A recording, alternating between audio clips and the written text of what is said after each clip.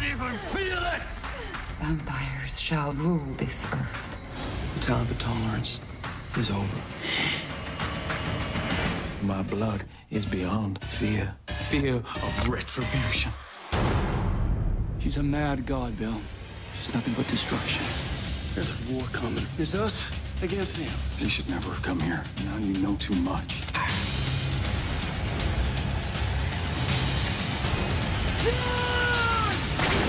Hey now, what's up guys? I just got done watching the True Blood Season 5 finale, and wow. I don't know if I should be pissed by the last few frames of the season finale, or if I'm just excited now for the next season, which I have to wait a fucking year for. Not until next June? Wow. Well, alright. I haven't been making videos on every episode every week. I thought about doing that, but I haven't done it. So, you know, the last few episodes, the whole Bill going over the edge with this whole Lilith vampire Bible, and I was really thinking that they were going to be able to save him. I thought at least Sookie would get through to him, you know.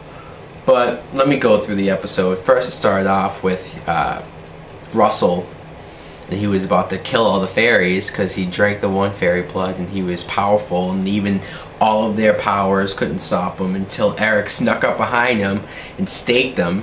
And first I thought, oh, the fairy blood's keeping him alive. And then he finally just deflated, and I said, holy shit, they just killed Russell Edgington. Couldn't believe it. Really couldn't believe it. It was a good thing that happened right before the title credits, because I had the title credits just to get over that. Then you get Sam and Luda. They're inside of the authority prison place, whatever, you know. And I love that Sam turned to the fly and flew around Bill, and Bill was trying to like catch him up on the ceilings and stuff. That was really cool. And he came up with the plan. He saw the picture of Steve Newland, and I originally thought it was Sam who was pretending to be Steve, you know, the Reverend, but we found out it was Luda. And I love the scene where like she was about to go on live and she got sick, and then she shifted in front of the TV, and then that lady was so fucking annoying, the redhead vampire. I don't like her. And she was about to do something, and Sam, as a fly, flew into her mouth and then unshifted inside her body, and she just exploded with Sam there. I was like, wow, that's definitely the kill of the week, of the season. That was fucking amazing. And Jason Stackhouse, I love seeing Jason Stackhouse being so committed to a cause, whether he's right or wrong. When he gets this committed, he gets into it.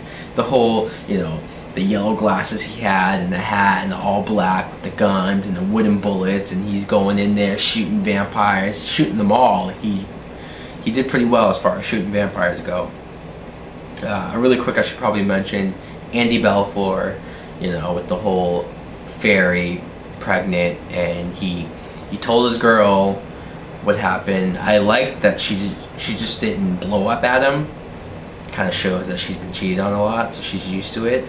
But at the same time, I like that they didn't have it be a whole thing. She was understanding, or at the very least, like, yeah, you're still an asshole, but she was there for him, and she helped give birth, which ended up being 4 fucking kids. I'm assuming they're half fairy, half human. They're like Sookie, you know. And the fairy just has the 4 of them and says, alright, good luck, catch you later. And he's like, what the fuck? And yeah, that's sort of messed up. Is that like a fairy rule where they just leave them? Is that how? So is Sookie only, like, did they leave? Maybe the father cheated on the mother with a fairy, and that's how Sookie was born, and he had to keep the baby, and they raised her. I mean, I guess it makes sense. I don't know. Another thing too is I thought that was weird when Jason was like seeing them and they were talking to him, but Sookie was right there and she couldn't see them. I don't know. I was trying to like keep track of like what part of the conversation they're butting in on, but Suki can't hear them, and they're disappearing and appearing at times. And we also didn't find out who Warlow is. Warlow, the guy who supposedly killed Suki's parents. And I thought we were going to build up to who Warlow was. I even thought it was going to be Bill. But they sort of didn't even... Maybe next season they will reveal that it's Bill, especially now that Bill is what he is. I'm building towards that. I'm going to save that for last. I like the stuff of, you know, when Suki and Tara, I like that they had their moment of sort of reconciling, but not really. You could tell Tara's still like, with her. But I guess they're still friends at the core, at the heart. If vampires even have a heart, maybe they do. Do they? I don't know. But they saved Jessica and Pam, and Jessica said in the last episode, I think you have a crush on Pam, and you know what? They showed that when Tara saved Pam, and they were just making out. Suki's like, oh, okay. That was kind of my reaction. Oh, so that's where they're gonna go. I don't know. I'm for it. I'm for Pam and Tara getting together. It's not like it's against what their characters are, because both of them were gay or bisexual before that, right? So let's see where that can go. A vampire couple. Alright. And Jason saying to Jessica that he can't love a vampire when Jessica kind of just poured her heart out to him. I felt bad. That was really messed up. I kind of wish he didn't do that, because Jessica being one of my favorite characters on the show, you could tell she really had a moment where she just needed him right there. She's been captured. She basically saved his life. She was just hoping he would like grab her and say I love you back, and he didn't do it, and I felt really bad for her there. You know, Jason's kind of in his own world now of hating all vampires. I was glad he didn't kill any one of them though. I was afraid of that, like when he were coming out, is he gonna be like, oh, Pam, boom, and try and kill him? But he didn't do that, thank God. He's not completely crazy. Am I forgetting anything else before? Alcide killing JD, is that his name? Killed him. The T-1000, Robert Patrick, his father, helping him out, and then the grandmother of Emma holding everyone back, and Alcide kills the guy and then takes over the pack. Whatever, see how that goes. I'd like him to hook up with that werewolf girl who OD'd on V. She'll be like the new Debbie, I guess.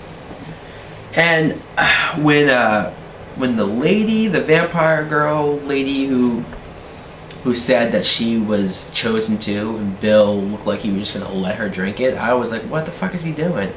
Should have known that he did something to the blood, or put fake blood there and put silver in it, and when she drank it and just like convulsed, it's like, hey.